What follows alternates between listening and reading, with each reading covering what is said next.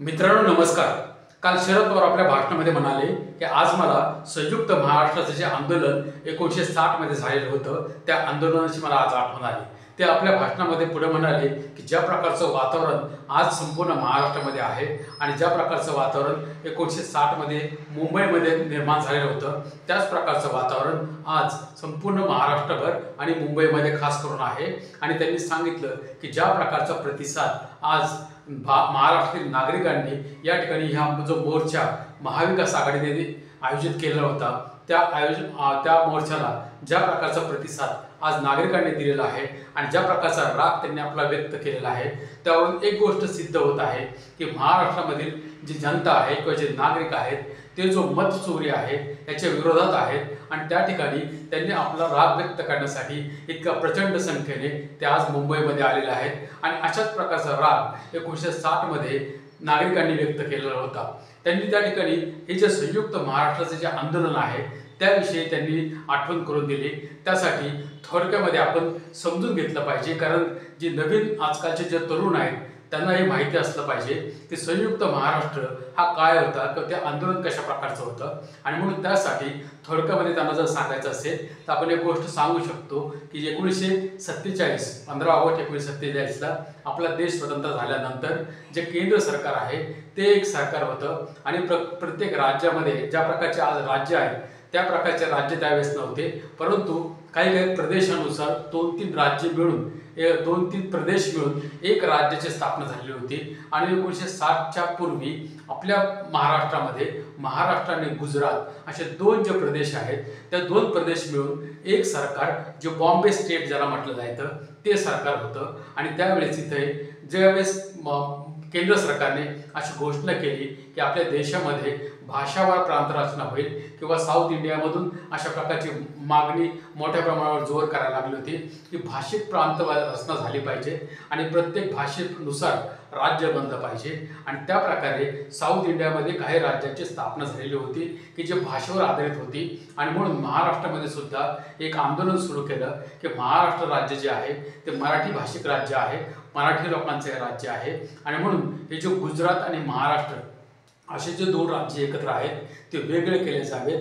आणि म्हणून त्या ठिकाणी जे संयुक्त महाराष्ट्र जे आंदोलन आहे ते उभं राहिलं। आणि त्यावेळी संयुक्त महाराष्ट्र आंदोलनामध्ये सर्व जे लोक होते, जे सर्व लोक आणि विशेष प्रकारे ज्या पक्ष आणि संघटना होत्या त्या सर्व एकत्र झाल्या आणि त्यांनी हे संयुक्त महाराष्ट्राचं आंदोलन हे सुरू केलं, कारण आपला भाषिक प्रांत रचनेनुसार मराठी भाषिक हे राज्य झालं पाहिजे आणि गुजरात हा वेगळा प्रांत व्हावा, वेगळं राज्य गुजरात व्हावं आणि महाराष्ट्र हे वेगळं राज्य व्हावं ही मागणी त्यावेळेस लोकांची होती। आणि त्यावेळेस सर्वजण एकत्र झाले होते आणि मराठी भाषिक राज्य महाराष्ट्र असलं पाहिजे त्याची मागणी जोर धरत होती। परंतु त्यावेळेस जे बॉम्बे स्टेट होतं किंवा जो बॉम्बे प्रेसिडेन्सी किंवा बॉम्बे स्टेट त्यावेळेस त्याचे जे मुख्यमंत्री होते ते मोरारजी देसाई होते। आणि त्या मोरारजी देसाई मुख्यमंत्री असताना त्यांचा हा जो प्रांतवार रचना आहे किंवा भाषावार प्रांत रचना आहे त्याला त्यांचा विरोध होता। आणि म्हणून त्यांनी त्यावेळेस हे जे आंदोलन होतं ते चिरडण्याचा प्रयत्न केला आणि त्या ठिकाणी त्यांनी पोलिसांना आदेश दिले की हे जे लोक आंदोलन करत आहेत त्यांच्यावर गोळीबार केला पाहिजे आणि गोळीबार केला जावा। त्यानंतर एक जवळजवळ मुंबईमध्ये जे फ्लोरा फाउंटन आहे चर्चगेटच्या तिथे की जिथे आता महानगरपालिकेची बिल्डिंग आहे त्याच्या जवळच फाउंटनमध्ये त्या ठिकाणी 105 लोकांना गोळ्या लागल्या आणि त्या ठिकाणी ते हुतात्मा झाले। आणि म्हणून त्या ठिकाणी जो हुतात्मा चौक आहे तो सुद्धा त्या ठिकाणी आहे आणि मुंबईमध्ये कालचं जे आंदोलन झालं त्याच्या जवळच तो हुतात्मा चौक सुद्धा आहे।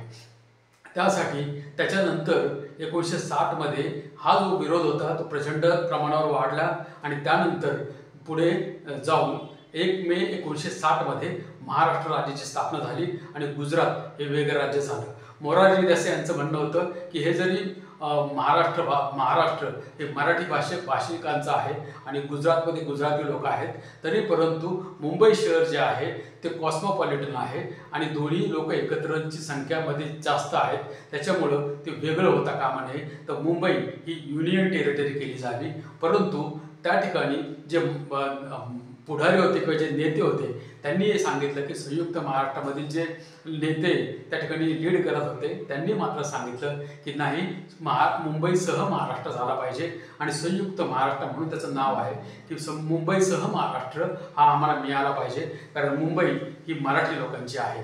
आणि म्हणून त्याच्यानंतर हे आंदोलन जे उभं राहिलं आणि त्यांनी ज्यावेळेस 105 लोक ज्यावेळेस ते ठिकाणी शहीद झाले त्याच्यानंतर मग जे पंतप्रधान होते नेहरू यांनी त्यानंतर मग राज्य आपलं वेगळं केलं आणि 1 मे 1960 महाराष्ट्र राज्याची स्थापना झाली. परंतु त्या ठिकाणी शरद पवार हे त्यावेळेस स्वतः त्याचे साक्षीदार आहेत, त्यांनी ते आंदोलन पाहिलेलं आहे आणि म्हणून त्यांनी ज्यावेळेस त्याचा आंदोलनाचा उल्लेख केला त्यावेळेस एक गोष्ट स्पष्ट होते की ज्या प्रकारे त्यावेळेस मराठी भाषिक राज्य झालं पाहिजे ह्या एका मुद्द्यावर सर्व एकत्र झाले होते.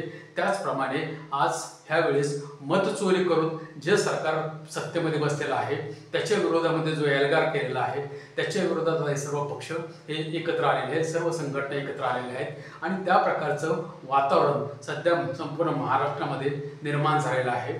परंतु मुंबईत त्यावेळेस एक आंदोलन ज्यावेळेस ते झालं होतं त्यावेळेस सुद्धा जे काही लोक होते की त्याच्या विरोधामध्ये होते, म्हणजे विशेष करून जे गुजराती लोक होते ते त्याच्या विरोधात होते. आज सुद्धा काही लोक त्याच्या विरोधात आहेत आणि म्हणून ज्या लोकांचा ज्यांना पाठिंबा आहे किंवा ज्यांच्या मतांचा पाठिंब्यावर ते निवडून येत आहेत त्या पार्टीने मात्र काल त्याच्यावर बहिष्कार घातला आणि एक प्रकारे काल मुंबईमध्ये एका ठिकाणी महाविकास आघाडीचा जो सत्याचा मोर्चा होता तो झाला आणि दुसऱ्या बाजूला जे काही BJP आहे त्या पक्षाने मात्र मूक आंदोलन केलं. आणि हे जे दोन्ही आंदोलन काल महाराष्ट्रामध्ये झाले ते लोकांच्या समोर आलेले असताना लोकांनी आता हा विचार केला पाहिजे की जो पक्ष, कारण सर्व जे पक्ष आणि संघटना आहेत यांना सर्व लोकांच्या मतांची गरज आहे. सर्व महाराष्ट्रातील जे लोक आहेत त्यांना सुद्धा, जे BJP आहेत त्यांना सुद्धा महाराष्ट्रामधील जे मराठी लोक आहेत त्यांची मतांची गरज आहे. आणि म्हणून जर मराठी लोक म्हणतायत किंवा ही महाराष्ट्रातील जी जनता म्हणते आहे की आम्हाला वोट चोरीचे विरोध, आमचं जे वोट चोरी होते त्याच्या विरोधामध्ये आम्ही आहोत, तर मग हा पक्ष त्याच्या विरोधात का आहे किंवा त्याच्या बाजूने का आहे किंवा हा मूक मोर्चा का काढत आहे हे तुम्ही समजून घेणं महत्त्वाचं आहे. आणि म्हणून त्या ठिकाणी जो 2 उद्देश आपण थोडक्यामध्ये समजून घेऊया.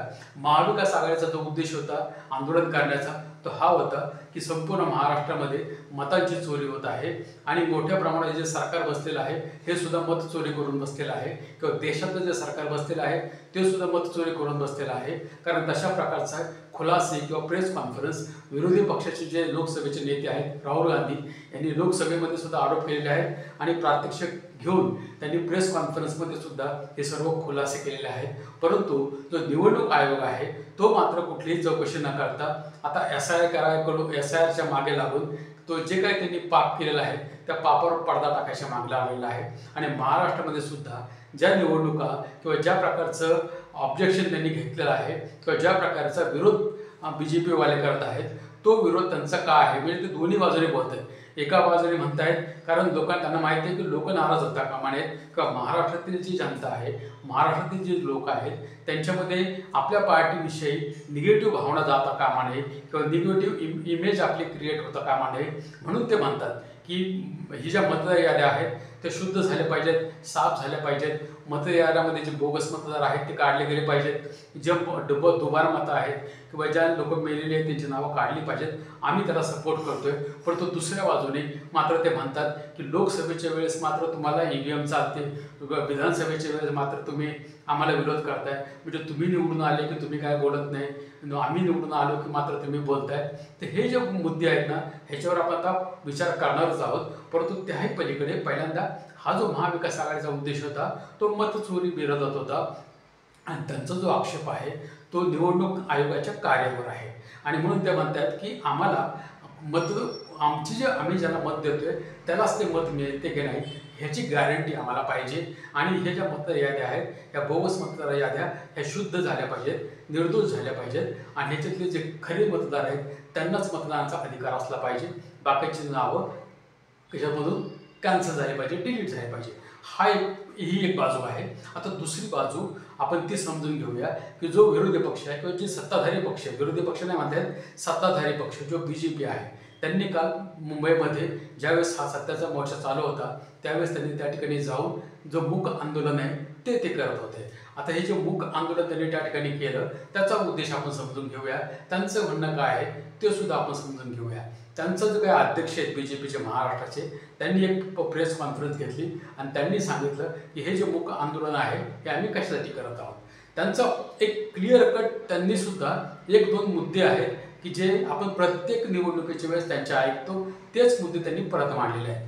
ते म्हणतायत की हे जे विरोधक आहेत ते हारणार आहेत आणि म्हणून ते हा सत्याचा मोर्चा करत आहेत किंवा ते रडीचा डाव खेळत आहेत आणि ज्या मतदार याद्या आहेत त्या बोगस आहेत असं त्यांचं म्हणणं आहे. म्हणजे त्यांचं काय म्हणणं आहे पहिल्यांदा की हे हारणार आहेत. आता हे हारणार कसं, ह्यांना कसं समजलं ते मात्र ते सांगत नाहीत. आणि हे जिंकणार कसं हा जो फेक नॅरेटिव्ह ते निर्माण करत आहेत किंवा एक प्रकारे जनतेला हे सांगायचा प्रयत्न करत आहेत की आम्हीच जिंकणार, हे कसं जिंकणार हे मात्र ते सांगत नाहीत. दुसरी गोष्ट ते म्हणत आहेत की हे जे विरोधक आहेत ते एक प्रकारे हारल्यानंतर आपण काय करायला पाहिजे त्याची ही तयारी करत आहेत किंवा ते EVMवर एक प्रकारे आरोप लावत आहेत. आणि त्या ठिकाणी ते म्हणतात की लोकसभेला 31 त्यांचे खासदार निवडून आले त्यावेळेस ते काय बोलत नव्हते, मग आत्ता का बोलत आहेत. तर त्यांना हे सांगणं महत्त्वाचं आहे की लोकसभेच्या वेळेस जे 31 खासदार निवडून आले असं तुमचं म्हणणं आहे. हे जरी खरं असलं तरी त्यावेळेस सुद्धा ही जी मतदार यादी होती ती बोगस मतदारांनी भरलेली होती. मग ते कसे आले हे तुम्ही लोकांना सांगितलं पाहिजे की त्यावेळेस तुम्ही काय केलं की नाही किंवा कशा प्रकारे ते निवडून आले.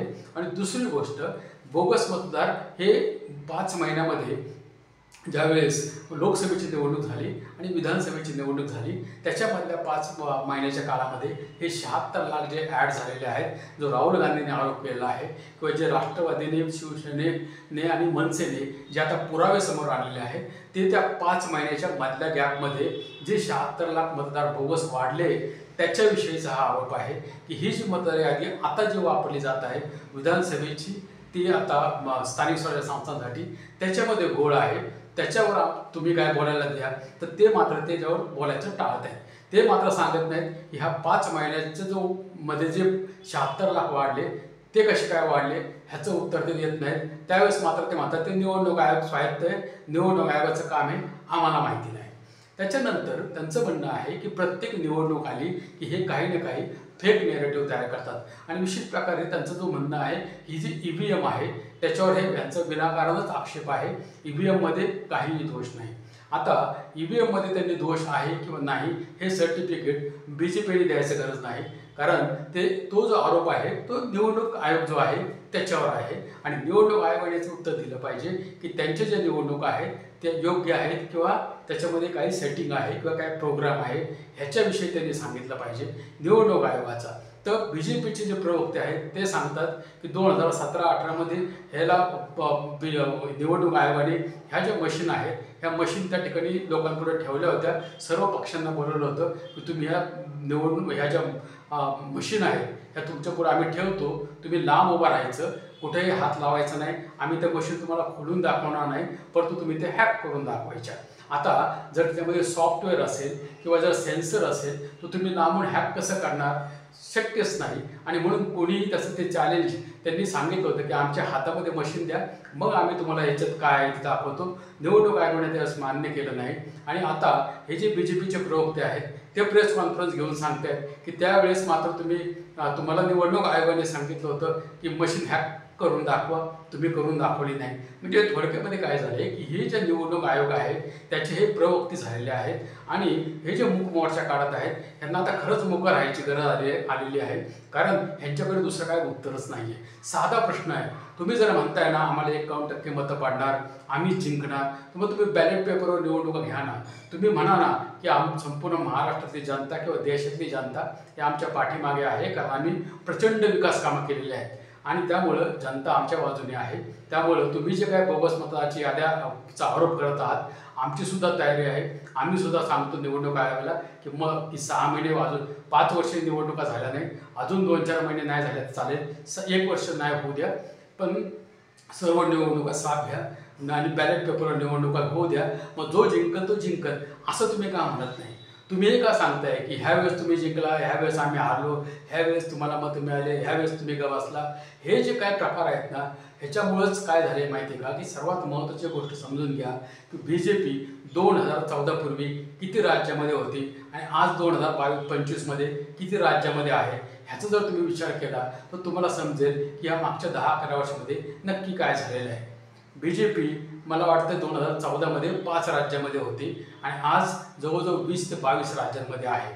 आणि हे जे विरोधक आरोप लावतायत ना, त्याच्यामध्ये EVM, कारण जर तुम्ही म्हणताय ना की EVMला आरोप का लावताय, तर त्यांनी जे प्रात्यक्षिक दाखवलं काळी काच EVMमध्ये आहे की नाही हे त्यांनी म्हणावं की EVMमध्ये काळी काच नाही, किंवा जे सेन्सरचा जो आरोप त्यांनी लावला तो सेन्सर त्याच्यामध्ये नाही हे त्यांनी सांगावं, किंवा इलेक्शन कमिशननी हे चॅलेंज घ्यावं की आमची जी मशीन आहे हे आम्ही तुमच्या पुढे उघडी करून देतो आणि त्याच्यामध्ये काय काय आहे हे तुम्ही बघा आणि मग तुम्ही म्हणा की इलेक्शन हे जे वोटिंग मशीन आहे त्याच्यामध्ये गडबड आहे, किंवा जो काय प्रोग्राम आहे जी चिप आहे ती आम्ही तुम्हाला दाखवतो आणि मग तुम्ही हॅक करून दाखवा. हे कोणत्याही गोष्टी न करता तुम्ही बघितलं असेल आता हे जे काही CCTV जर तुम्ही देत नाही, तुम्ही नियम बदलता, तुम्ही कायदे बदलता, तुम्ही निवडणुका आयुक्तांचे नेमणुका बदलता, तुम्ही कोणतीच गोष्ट पारदर्शकपणे करत नाही, निवडणूक आयुक्तांवर कोणताही आरोप लावता येत नाही असं सरकार कायदे बनवतं. म्हणजे थोडक्यामध्ये काय झाले की सरकार निवडणूक आयोगाला वाचवते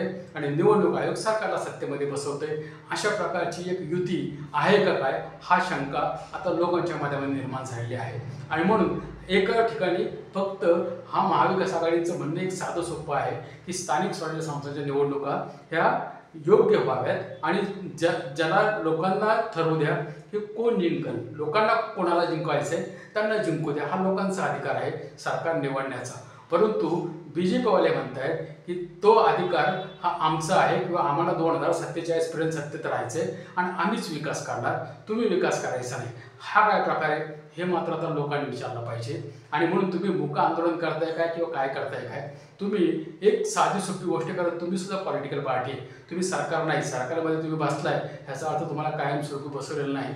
जनतेच्या हातामध्ये आहे कोणाला किती दिवस बसवायचं, आणि जर तुम्ही काम करत नसाल तर आम्ही तुम्हाला घरी सुद्धा बसू शकतो, हा आमचा अधिकार आहे. आमच्या अधिकारावर तुम्ही अतिक्रमण करू शकत नाही. ज्याप्रमाणे केंद्रीय निवडणूक आयोगाने राज्य निवडणूक आयोगावर अतिक्रमण केलं आणि मतदार याद्या ताब्यात घेतल्या, त्याप्रमाणे तुम्ही आमच्या मतदानावर अतिक्रमण करून आमचा जो मताचा अधिकार आहे तो तुम्ही हिरावून घेऊ शकत नाही. आणि म्हणून जे महाविकास आघाडी आता हे आंदोलन करत आहे, या आंदोलनाला सर्व महाराष्ट्रातील लोकांनी जर पाठिंबा दिला पाहिजे. म्हणून काल सर्व जे काही महाविकास आघाडीचे नेते आहेत त्यांनी आज सत्याचा मोर्चा झाला, हा प्रचंड यशस्वी झालेला आहे. आणि यामधून जे उद्धव ठाकरे आहेत शिवसेनेचे पक्षप्रमुख, त्यांनी तर स्पष्ट इशारा दिलेला आहे की आज ठिणगी पडलेली आहे आणि बुडाला कधीही आग लागू शकते, अशा प्रकारे त्यांनी स्पष्टपणे सांगितलेलं आहे. आणि म्हणून त्यांनी त्या ठिकाणी सांगितलेलं आहे की ह्या ज्या निवडणुका आहेत, किंवा मनसेचे अध्यक्ष राज ठाकरे यांनी सुद्धा सांगितलेलं आहे की जोपर्यंत या सर्व निवडणूक मतदार याद्या साफ सुथऱ्या होत नाहीत तोपर्यंत निवडणुका घेऊ नका. ही मागणी एकदम योग्य आहे, त्याला ह्या लोकांनी पाठिंबा दिला पाहिजे. परंतु BJPचे लोक त्यांना प्रॉब्लेम आहे हे समजत नाही, किंवा त्याच्यामध्ये काही ना काही नक्की त्यांचा हेतू किंवा त्यांचा स्वतःचा उद्देश ते साध्य करायच्या मागे लागलेले आहेत आणि म्हणून ते त्या ठिकाणी विरोध करत आहेत का, असा प्रश्न आज एक नागरिक म्हणून आमच्या प्रत्येकाच्या मनामध्ये निर्माण झालेला आहे. आणि म्हणून या ठिकाणी 2 आंदोलनं काल झाले. दोनाचा उद्देश आपण जर समजावून घेतला तर एक म्हणतोय की फ्री फेअर अँड ट्रान्सपरंट निवडणूक झाल्या पाहिजे, आणि दुसरा म्हणतो की या ठिकाणी जे काही निवडणूक आयोग आहे तो एका बाजूने म्हणतो स्वायत्त आहे, आम्ही त्याच्यामध्ये हस्तक्षेप करू शकत नाही, आणि दुसऱ्या बाजूने निवडणूक आयोग सरकारच्या मागे लागतोय, सरकार निवडणूक आयोगाच्या मागे लागतोय. ही जी परिस्थिती आपल्या देशामध्ये निर्माण झालेली आहे त्याच्यावर आता नागरिकांनी विचार केला पाहिजे की ही ज्या परिस्थितीमध्ये आपण ज्या ट्रॅपमध्ये आता आपण फसलेलो आहोत आणि आपला जो मताचा अधिकार आहे त्याच्यावर आता गदा आलेली आहे, आता आपण काय केलं पाहिजे ह्याचा विचार महाराष्ट्रातील सर्व सुजाण आणि जे शुद्ध नागरिक आहेत त्यांनी सुद्धा केला पाहिजे. तुम्हाला काय वाटतं या व्हिडिओबद्दल? तुमचे सुद्धा जे मत असेल तुम्ही या ठिकाणी सांगू शकता. भेटूया आपण दुसऱ्या व्हिडिओमध्ये दुसऱ्या विषयासह. धन्यवाद.